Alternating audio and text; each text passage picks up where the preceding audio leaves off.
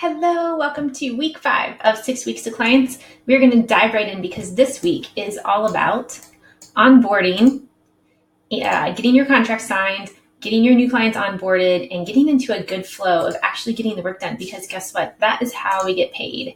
So welcome to everybody who's made it this far. By now, you should have had some great bids, some great opportunities, and you should be wondering about some of these things, about how do I make sure I set myself up for success in my clients? So if you've been following along each week, your homework from this past week was to post your profile in our group for some critiques, to get back out to your personal network. Remember, this was week 1 where we said this is the number 1 place that you're going to be finding your first projects, and also the place where we want you to be practicing your pitch. Okay, these people are forgiving, they know and love you. Practice your pitch. Continue looking at job profiles. We'll continue looking at your product offerings, your services pages. And for those of you who are getting the website as part of the package, your website development is now underway, or it should be if you've given us everything we need. Okay, so what are we going to dive into this week? Systems and processes. I've got a client, and now what do I do? So you've taken them from prospect into client, and to do so, you need contracts, you need onboarding, you need a proposal, and then a signed contract. There are some good practices for how to onboard them, how to bring them quickly up to speed with your work style, and for you to get quickly up to speed with them. And more than anything, communication is what's going to make this relationship soar. So we're going to get into those details as well. There's also a couple bonus videos on those 2 topics that you'll see in the member area. Referrals, right? We'll just give you a hint. Referrals, as I've mentioned all along, are the way that your business will begin to sustain itself after you have a few clients in the queue. So learning how that referral process works is a good thing at this stage.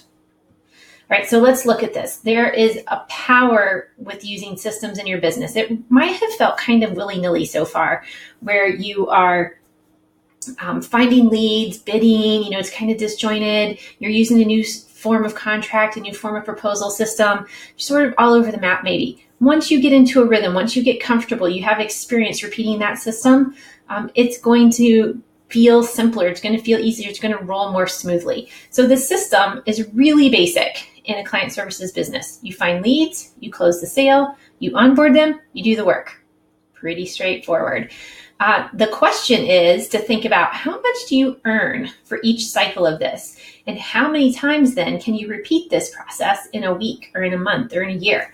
So if you have lower rate projects, lower rate clients, you need to be turning this process a lot more rapidly to earn higher income levels. So a $200 client means you have to run this cycle 25 times a month to earn $5,000. That's 5 or 6 cycles per week. So this must be a very refined, simple process, right? Like maybe they just pay online immediately. You send them an email, you get all the details, and boom, you do the work. It has to be that efficient. If you are a higher rate, then you're going to need a little more quality in your client selection process, because this part gets expensive. So you don't want to just take in everybody and waste a bunch of time here, right? You want to find the right people. So it's going to run a little slower naturally. But if you have $1,000 clients, that means that you run this cycle 5 times a month to earn $5,000, right? Approximately once per week. So it starts to sound really achievable when you think, oh, I only got to win 1 new project a week. Some of these clients are repeat, right? So if you're doing 5 $1,000 clients a month and they're staying for 3 months each, then you're really only onboarding new clients, a couple new clients a month to stay at that level. So the most efficient thing to do is to repeat this cycle with your current clients or past clients or referral clients, right? Because there's that know, like, and trust factor. There's the we know you, we can skip some of the small talk. The small talk's pleasant, it's easy. We already know a bit about how you perform. We already know a bit about how you operate. I already know a bit about what you need, and you start shortening the distance between each of these segments, okay? So that's the system that you want to get rolling to be sustainable as a virtual professional. Now, there's going to be seasons of life, obviously, where things slow down. If you're pregnant and during that kind of 3rd trimester on into the newborn year, or newborn, few months at least, You might run this cycle a little slower. Maybe you have 3 clients only and they're like cool with kind of, hey, slowing down, taking things off for a couple months and then ramping back up. If you're running, this is something to think about. If you're running something where you need to be closing a lot of $200 clients, if you're really good at closing that and you can sit down at your desk on a Monday morning and say, I think I want to add 2 more clients today, and you go find them and boom, you close them and you do the work, that's awesome.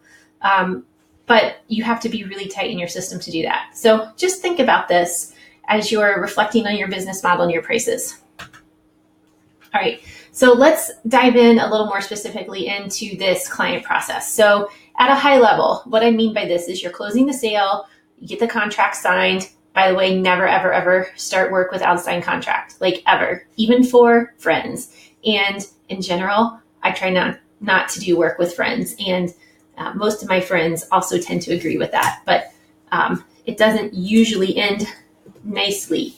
Has been my experience, not just my experience, but experience that I hear from many in the industry. You also next then collect their client information, right? So get everything that you can up front, logins, brand files, copy, like phone numbers, everything you can up front. I have a whole slide. We're going to go into detail on this. Get your meeting schedule on your calendar, like show them their priority, make sure you're a priority to them and that you've got this blocked out schedule. Set up your project management system. How are you going to keep all this? Don't manage by email if at all possible. Make a real system. I'm going to show you the system that I use for managing my clients. And then you just execute implementation. During this phase, it's ongoing reporting. We're going to talk about what are the expectations of reporting during a cycle of implementation. And at the end, and there's always an end for the most part, you want to end on a good note, and there's things to do to finalize a client relationship, right? Provide all the final content from the engagement and really be able to close nicely. If you had some of their passwords, if you had some of their resources, give them back and give them reviews or give them, a couple shout outs and ask for a testimonial for them. That's the whole life cycle of a client process. All right, now I want to talk a bit about this first step, negotiating and closing best practices. Not going to go into great detail, but these are some 4 steps here that I want you to live by. When you make your contract, I want you to set a time limit on contracts so that you have a chance to reassess work and rates. If you just make an open-ended contract, you might always be stuck at that $20 an hour rate.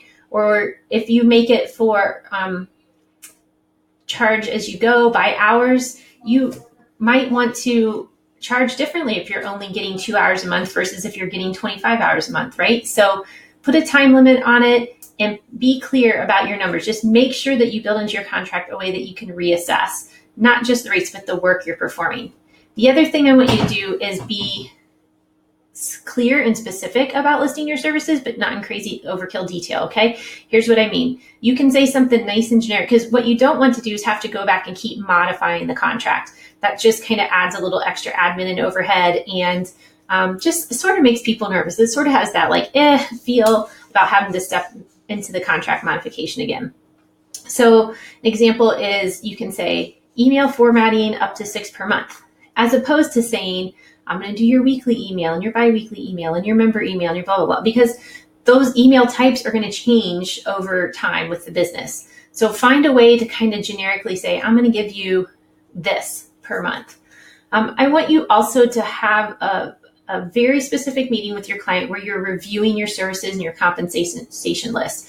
When you have that conversation and, walk through it, like screen share with it up on the screen so that all the expectations are clear, it can really save yourself a lot of trouble in the long run. Lastly, follow what you said you would do in the contract.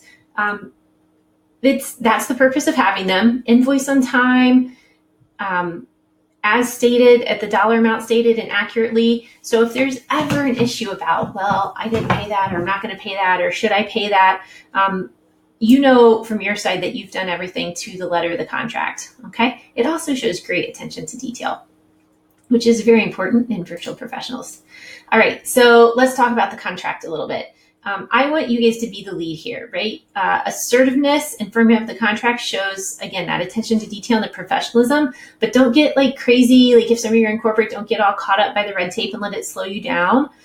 Just be sure that you have your template ready, that it's filled in. It doesn't take you a long time after you have a discussion and maybe send an email proposal back and forth. It doesn't take you a long time to go from proposal into contract format.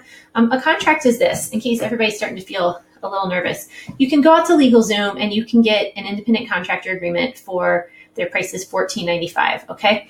And I don't like to provide a contract template per se, because there are just so many legal ramifications on that. And everybody I've talked to has agreed that it probably wouldn't be a good idea for me to just hand over a legal contract as part of this course, because each of you have your own needs. You live in many different states. The rules are different in many different places. So LegalZoom is a great low dollar resource that we can all utilize together. There's some key components of a contract. Of course, it's the compensation service performed, but there's other things that are important, like who owns the work that's completed or who owns the intellectual property. If you make a new logo, a new design, if you ghostwrite for them, who owns the work? It's your client. Okay, it's always your client. So it's good for them, and it's good practice for you to make sure that that's clear up front. There might be some confidentiality. You might have to sign some agreements where, gosh, if you're working in a direct sales industry and some direct sellers won't let you work across to other direct sellers, right? Like, why would Beachbody and Advocare and Plexus, let you work across all of them in great detail? They might not. So there's some confidentiality terms. And then there's this: what to do if there's a disagreement? What to do if somebody breaches the contract? My recommendation, I'm going to say this like 1,000 times, is to don't pick a client you feel like is going to go south. But sometimes we just can't predict that. So we do have to have these clauses in just in case. So I am going to show you a contract example here, for example. So this is a LegalZoom contract. This is their independent contractor agreement and guide. And I don't even get any affiliate links or anything from LegalZoom, but they're pretty well known, and I think they do a fabulous job. They do have attorneys on staff. So they will walk through this with you, how to fill out your independent contractor agreement. So this is the guide. You see a lot of directions there. When you actually get to their agreement, which I had open a second ago, you will see the blue and the red text that's really guiding you along the way for what you need to be entering, right? So like company name, capital letters, state of the organization, et cetera, like that. And then down through here, ability to the performance of her duties, his duties, whatever's appropriate, et cetera, et cetera. This agreement may not remain effective for more than X number of years. Like they put an end term on it, right? So all those things I'm talking about. Now, what they recommend with this type of agreement, and I really like this, is that they put the compensation and the services in an Exhibit A. All right. So I'm just going to scroll by a bunch of this stuff. These are all those sections I was just telling you about. There they go. All scrolling by, signature page.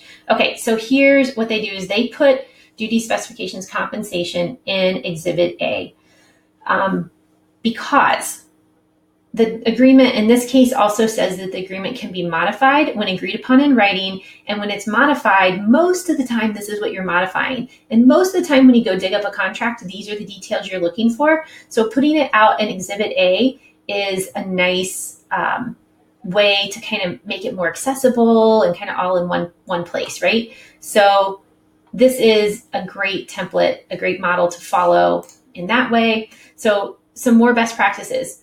I called it Schedule A, Exhibit A, having those in a separate section. That makes it easy to adjust. I want you, when you get this done, sign it and really be sure that both parties have signed copies. That's just dotting all your I's, crossing all your T's, and again, shows the professionalism that you're trying to run your business with. Also have subcontractor sign agreements as well. So if you are subbing out any of the work, and you will see there's terminology in these agreements that allow for that. So somewhere in here, there was something about assignment and delegation, right? So in some cases, businesses will sign a contract and then they'll immediately outsource it all to somewhere else. That's what this section of the contract is to determine. So look at this. Like if you are going to sub some of the work, you need to make sure you look at this section real carefully. My agreement says that I may sub out some or all or some of the work. And I think it might say I need to just be transparent about that to the client. But yeah, this is a section you'll want to look at in a little more detail. And you'll definitely want your subcontractors to sign agreements as well, right? Like, so if you just signed an agreement with a customer and you're on the hook to deliver it, but you assign some part of it to the subcontractor, I want to know that they're also on the hook to do their part, right? And if they're not, it's going to fall on your plate anyways to finish. So it's just a good practice to have that happening. So in summary, I would say don't enter into an agreement where you have any kind of ick feeling. Okay. Like I've done this before. I'm like, well, I like this about them and this feels good. And boy, every time it has ended in a way that's like, not so pleasant, in a way where we're just like, wow, we're both kind of glad that contract is over, right? Where you sort of like set aside some of your hesitations because you want the work, you want the project for a number of reasons. Listen to that close. Okay. Listen to that close. I believe that contracts, if there's any attorneys listening, are a necessary evil. They are meant to protect both parties, but I want you to think about this. Will you really spend legal fees to win back maybe $500 that you might be arguing over? It's a good mental exercise for you to go through. How much am I willing to go to court for monetarily? There are other reasons also to go to court over a business contract, right? Like maybe there's slander, libel, something like that, damage to your business name. But are you really going to go back to court over $500 or even $1,000 because it's going to cost you $300 just to pick up a phone and talk to an attorney? So think about the end game and spend more time finding the right clients than worrying about having a perfect contract. I mean, you do have to have a good contract, but I don't want you to spend a lot of time on this topic, okay? Because this topic is just for risk management and protection and communication clarity, right? That part's important, but it's not the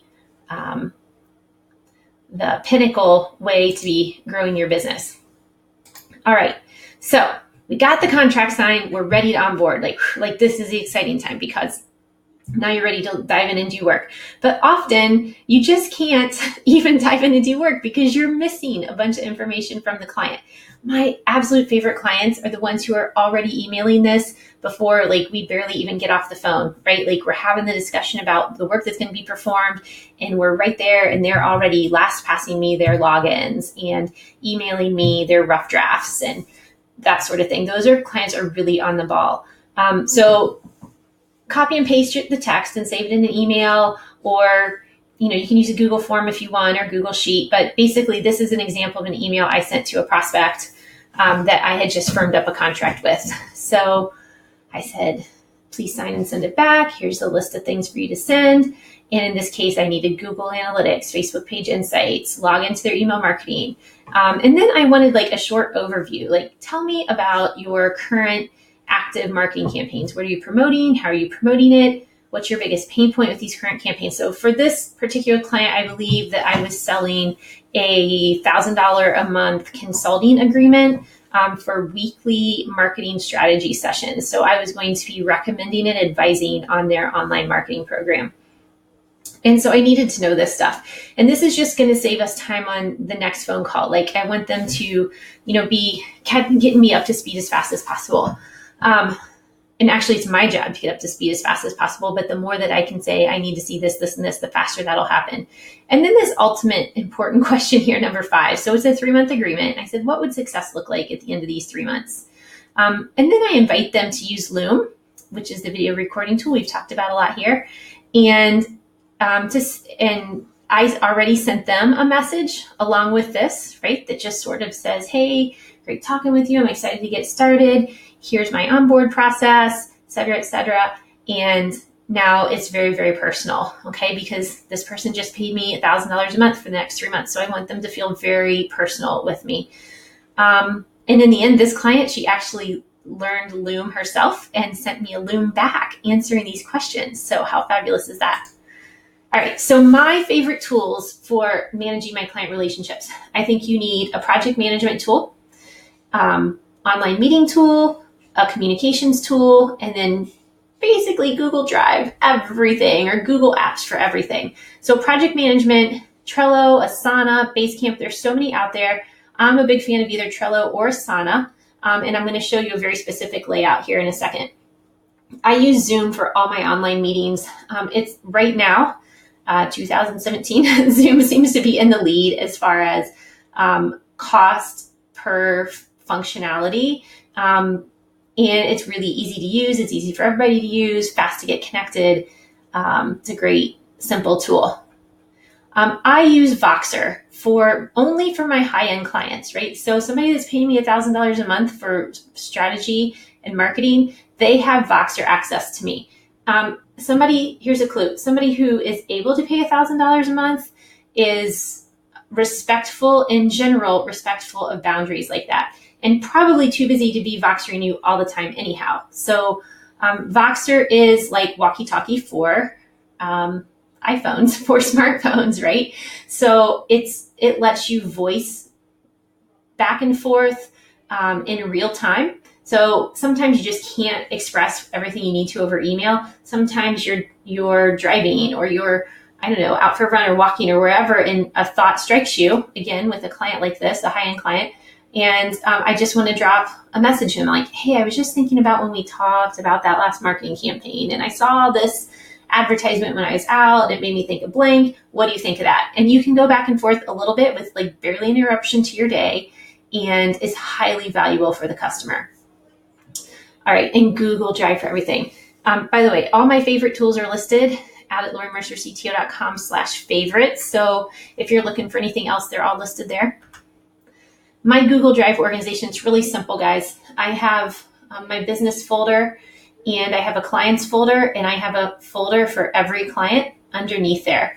And then it can go as needed for each client, right? And so these are folders that I share with the client. So we share the files together. Sometimes I just give them view access, but we share the files together so we can stay on the same page. All right, let me show you now an example of project board. So this right here is actually a Trello board, and I'm going to show you a live example over in Asana. But I am a big fan of the visual organization because of the way that you can see due dates. When you use due dates, right, you can see like this one's in the danger zone and this one is past due. You can move cards really back and forth as needed across the board.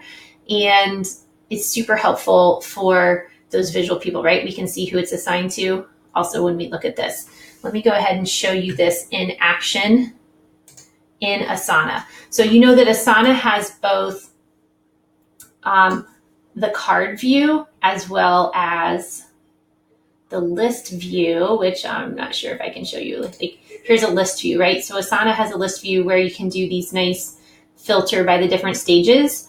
But the card view is kind of nice for visual people. So you'll see a theme here. I like to keep things moving. Like a project board like this is meant to show your clients that you've captured all the details and that you're moving things over to completion. So there's a not started column, an in progress. I leave it to be reviewed column for when something is like waiting for the client's review. There's a completed column. There's some things that go on hold, and there's a reference column, right? So maybe we link to, like in this case, it's a Google spreadsheet for a content plan. When something is ready for review, you move it, you slide it like this. This board, we kind of didn't use a lot of dates and assignments, but you kind of get the idea of what's going on in here, okay? So I am really, really, really a big fan of this visual layout, and my clients who didn't always use Asana before, what hasn't been a big barrier to get them to log in and use it. It doesn't take any more effort for them. You're managing it, so it's shown as an advantage. And probably, you guys, most of them are not doing anything this advanced, I guess, or mature in their kind of task management processes and project management processes, okay? Notice that this is like per project. So if you're doing a couple big projects at one time for a client, you might want to think about having 2 boards for them, but that's just an aside. Okay, let's get back here. So let's talk about client communications. Be very careful what, where, how you decide to communicate, because it can be very tough to disengage, right? So don't put somebody on Voxer if you're not ready to have them pinging you when you need their input. My personal cell phone, I really don't give out to very many people at all. Zoom for meetings, again, there's a share link there for that. And the high-end clients, I already talked about Voxer for them. So lower dollar clients, I try to keep within email or within the project management system, but even within the project management system, it can get a little out of hand because it's so easy to pop in there and comment. So if you've got a really streamlined process, whatever you use, be super streamlined and efficient with your lower dollar clients, especially. Otherwise, something happens called death by a million paper cuts, where you spend just as much time managing a lower dollar client as you do managing a higher dollar client, but obviously they're not paying you as much. So managing expectations is ultimately the key. What do your clients want? What tools do they use? I tend to ask them what is their favorite communication mechanism. And while I can't always adapt to them, I at least know I'm like, well, if I need to get to them fast, the fastest way is going to be text message or a phone call or whatever their preference is. And the last big thing here is, even if you fall behind with work, it's going to be okay when expectations are managed, right? So you saw over here in Asana that there's also an on hold column, because sometimes things just start to get behind and then you all agree like, yeah, we were being over aggressive with that, or hey, that probably wasn't the right choice right now, or after we started doing this, we learned we shouldn't be doing this, and things can just bump over to the on hold column. So it's okay. Managing those emotions, I think sometimes when we have new clients, especially if it's a brand new client and we're not sure how they're going to feel about us missing, you'll know when you cross over that. And actually, if a client doesn't react very kindly when there's a very appropriate reason for a deadline to be missed, that's a big red flag that you might want to be reconsidering what that engagement looks like when you get to the end of the terms of that contract. Okay, frequency. So agree upon a method that matches the pace of the project, right? Like big projects, you could be meeting up to twice a week, 5K a month and up is what I would call big. Medium projects, kind of weekly, and lower dollar, twice a month at most. That's probably even too much. I think I wrote this a few months ago when I was being even more generous with my time. Right now, I try to even avoid meetings where I can and just use Voxer, or I will use a Loom and record and give them an update. And then we don't even have to block a set meeting time on a calendar, but they still feel very updated. Email summary updates, or within your project management system, like just hey, where are we? How far are we through this agreement? How many of those things are checked off the list? Super important for you to be doing. Some people at a very high end, right, like 5, 10K a month kind of clients need this kind of daily check-in. They're okay that you're working at home, right? But they need to feel like you're engaged and that you're there for them and that they can reach out as needed. Slack is another tool that some teams use that are in constant contact with each other. And then videos, I've already mentioned, so personal. Okay, so personal. So even just to give an update on where you are at a project, even if it's off cycle, or if you just need a small question, or you want to say, hey, I just want to make sure I'm going in the right direction here. Tell me what you think about this. Priceless to get in front of the video. Don't be afraid of it. All right, can you believe we're through all that already? I even want to back up and look at the picture again. Find leads, close the sale, onboard, do the work. Right? That was our list. Close the sale, initial information, set your meeting schedule, project management, get to work, communicate. Everybody's happy. All right, so that is your business system. Now, what I want you to do is decide on your systems now and set up one template project client file system. Like have a practice one. make it your template, because when you first get your new client, you don't want to be held up by not having a template. This is going to expedite onboarding your next client. And for those of you who have not, I want you to set up your one-on-one meetings with me. These need to be booked by November 7th if you're in the fall 2017 class. And there is the email or the website that you can set a time with me. What are we going to do next week? So it's the last week, you guys, 6 weeks. And many of you have already found great work from home possibilities, great virtual projects, great new clients to work for, fun projects. So what we want to do is make that sustainable, right? Like you're pumped up, you're energetic, you know that you can do this, but there's still that little fear, like, what if there's a month I don't have clients, right? Like that's a little bit the life of the entrepreneur, a little bit the life of the freelancer that you need to get used to, but you need to trust your network, trust your training here, trust your systems that we just put in place. And so next week, we're going to wrap that up with how do you build a system to make sure that while you're serving clients, right, and getting paid, you still have an ongoing prospecting, closing, and delivering system so you can have a consistent revenue stream. You know, instead of putting your head down and going work on that $2,000 client and then putting your head up, you know, a month later and going, oh, I don't have anybody in the queue, right? You need to have a rhythm with your business. So what should you be doing daily, weekly, monthly to keep your business on track? And how do you keep your prospect queue warm and really be booking a few new clients each month? I'm going to give you a bonus video also. Growth rate expectations and what could be wrong at each stage of your game, right? Because some people have done this, they've succeeded, and then they got to a point where they sort of plateaued. They're like, wait, I thought this would look differently. Why did things just stop growing? So you have to level up at certain stages of your business. And I want that to be clear and obvious. And so for you, when you get to that point, you know it's coming and you're ready for it and you're going to plow on through that. All right. That's everything that I have for this week. And I cannot wait to hear about the next new projects and clients that you guys are taking on. Happy 6 weeks to clients.